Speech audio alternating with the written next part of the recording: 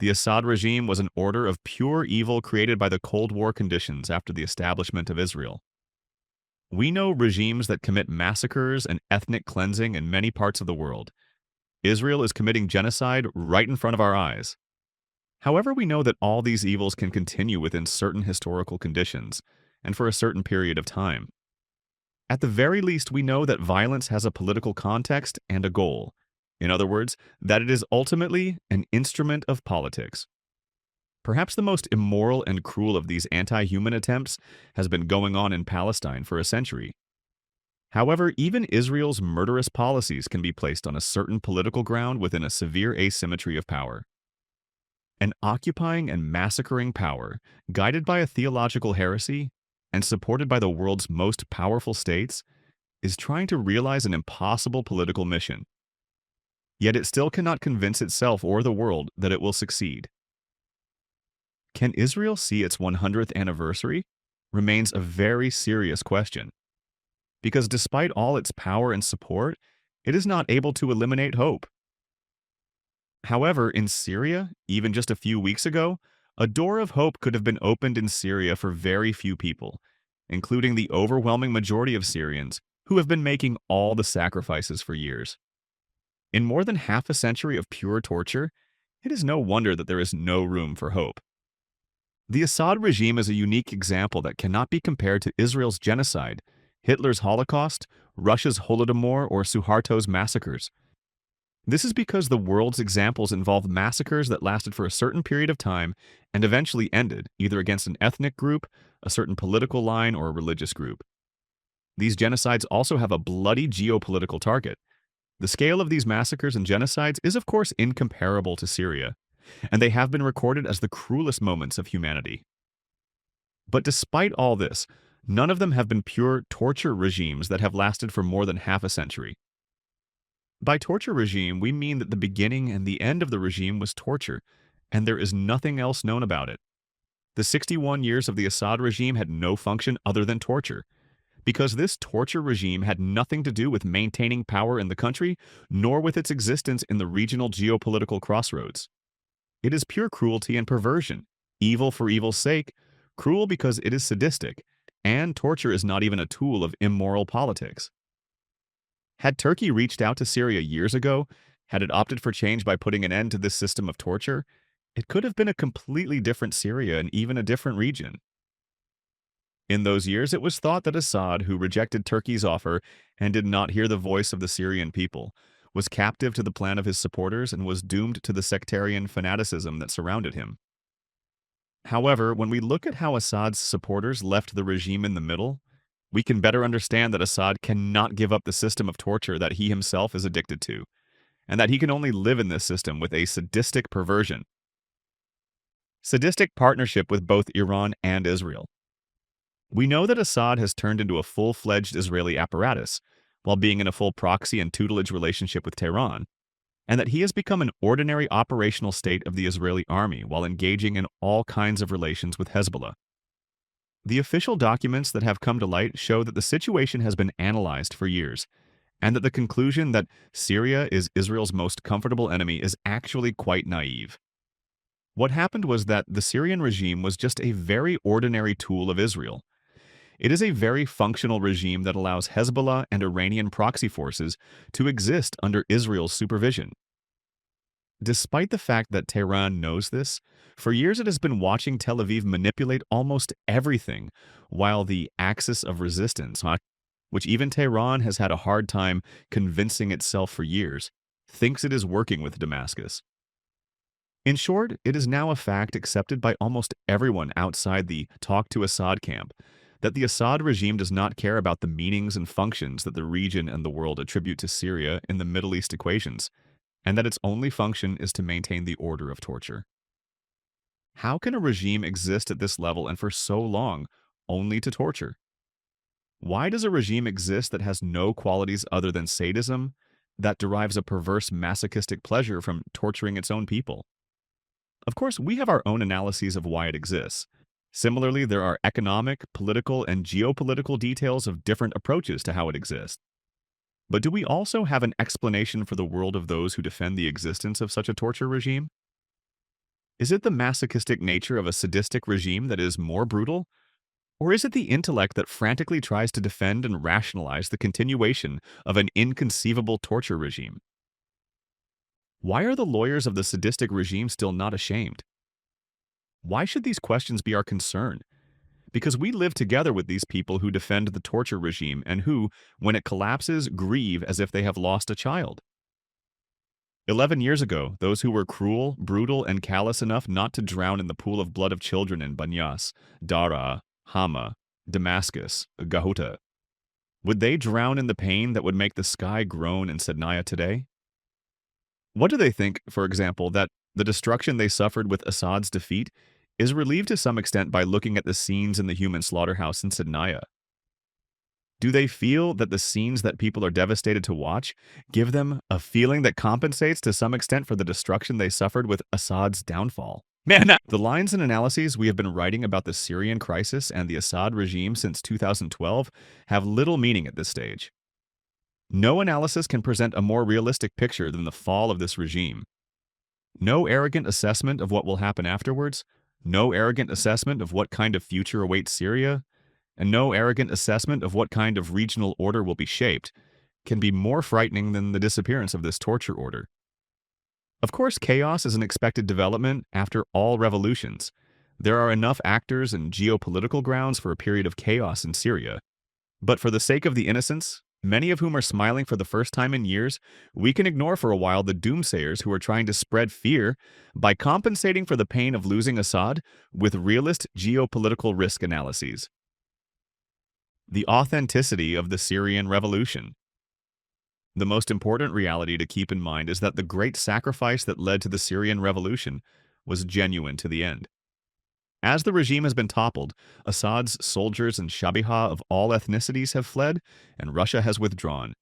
The affection with which people welcome the resistance is the only capital Syria has at the moment. There will certainly be many actors trying to contaminate this capital, but it is also clear that none of them will be strong enough to suffocate Syria for a long time. As Syria has experienced in the first half of the last century, it is a country that is very difficult to divide and problematic to hold together. In a way, it resembles the indivisible structure of Iraq, which is also difficult to hold together. Those who wanted to divide Iraq ethnically hit the sectarian wall, and those who wanted to divide it along sectarian lines could not solve the problem of sharing economic resources. In the end, after 15 years and hundreds of thousands of lives lost during the occupation, they settled for a fragile power-sharing arrangement. Of course, this order is far from offering a reasonable structure. However, because it offers a genuine ceasefire and sharing order on the road to democratic transformation and becoming a mature state, it has turned into a structure to which all exhausted parties have agreed. In this respect, Syria is in a much better situation than Iraq. Will Syria be divided? Dividing Syria and then governing it in its fragmented state would be the most difficult and costly method to implement, according to the formula of coexistence. Needless to say, all actors on the ground know this better than anyone else. It is obvious that there will be regional actors who will threaten the order in post-Assad Syria. The actors who have lost Assad, who has turned into a proxy power of the powers that sustained him from the very first day, may try to find new proxy powers. However, it will not be easy for them to find these new proxy forces, nor will it be easy for them to be as useful as Assad. Moreover, the Assad regime was so rotten and vapid that Russia and Iran were running out of geopolitical and economic breath to bear the costs of their operations in Syria. Therefore, neither Moscow nor Tehran could possibly know what kind of a quagmire the junk bond they had been investing in for years was. But either they had to admit that they had made an irrational geopolitical investment, or they had to convince themselves, the region and the world for a while, that they had demonstrated geopolitical genius by keeping Assad in power.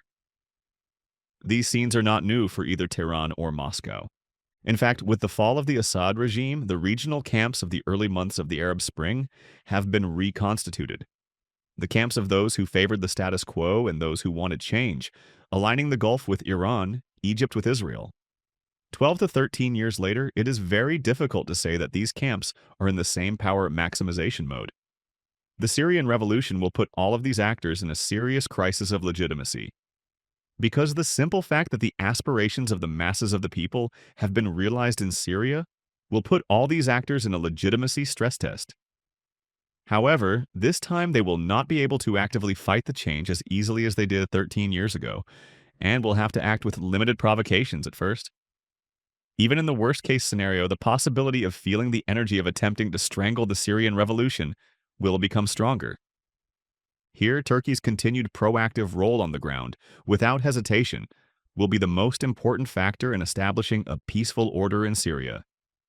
For more than 10 years, the most important step that will prevent these actors, who have done their best to make Turkey pay for their actions, from making an attempt on the Syrian revolution, is for Ankara to use all its capacity to establish order in Syria.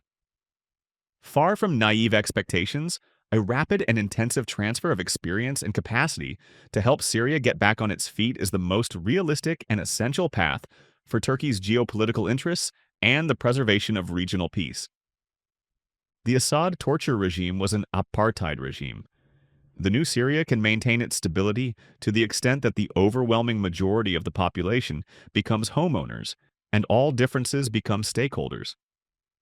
In other words, no one can establish a stable and sustainable structure by establishing an apartheid regime in Syria or any other part of it. Syria's desire for more decentralized governance and the emergence of artificial structures that have developed in the crisis over the last 10 years are two different desires. The first can be realized with the consent of the Syrian people.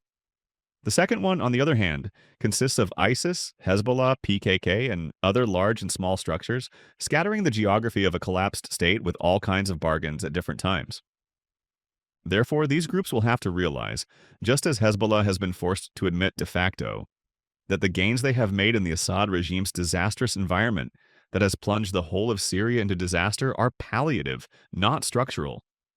They will have to face this reality and choose between becoming an embarrassed part of the Syrian revolution or inventing statelets without inhabitants in their liberated areas. The second choice is not sustainable because the people that could not be found for the Assad regime will not be found for these satellite forces.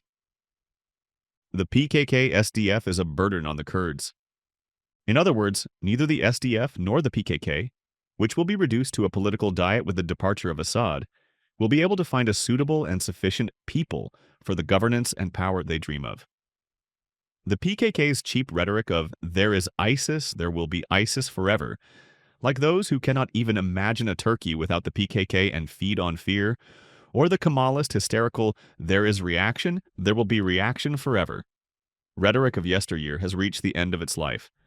Just like in the 1980s and 90s, when they did not give a damn about what the capital, which was home to Mukhabarat for years, did to the Syrian Kurds, this mind, which instrumentalizes the fight against ISIS and turns it into an insurance policy in the West in exchange for being a cheap apparatus of the war against the Syrian revolution, seems to have no function other than being a burden for the Kurds.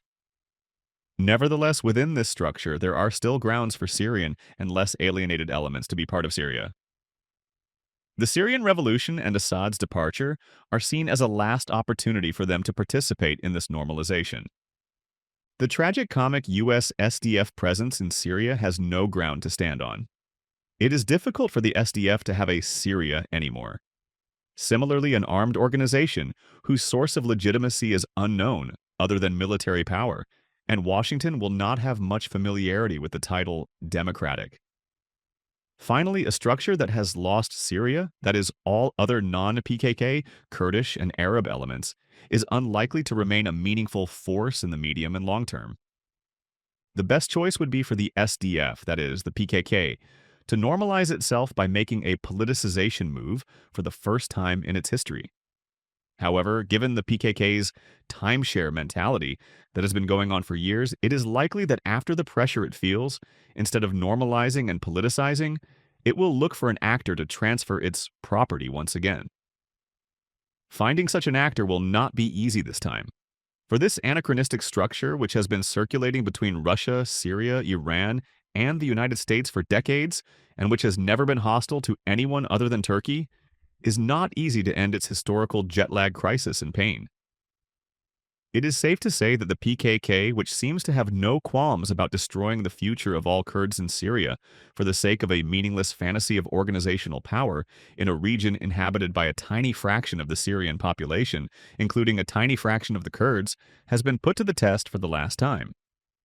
Just as the PKK fears a Turkey and Syria, in which Kurds are truly protected in their dignity and transformed into equal citizens, it would not be surprising to see those who fear Turkey's genuine democratization and a truly democratic constitution, befitting Turkey joining arms in this process. It is unacceptable for our country to once again succumb to the 20th century actors and minds, whose roles, lines, reasoning, and moral levels we have known by heart for years. For Turkey, the search for a final solution to the Kurdish question, which has recently begun in its own legitimacy, will be as valuable as the collapse of the Ba'ath regime. Because the myths and fears around the Kurdish question, if sincerely desired, are no less rotten taboos than the Assad regime that went to the dustbin of history in 11 days. Only with courage, morality, and conscience can centuries-old fears and taboos be overcome unimaginably fast. As long as one realizes that the same charlatans who have been telling the nation for years about the false power, boldness, and greatness of the Assad regime are the same charlatans who are building taboos and fears in the Kurdish issue. All the old regimes collapsed with Assad. The Assad torture system collapsed. It is necessary to see that Syria is a microcosm of the regional order as well as those who remain under the collapsed order.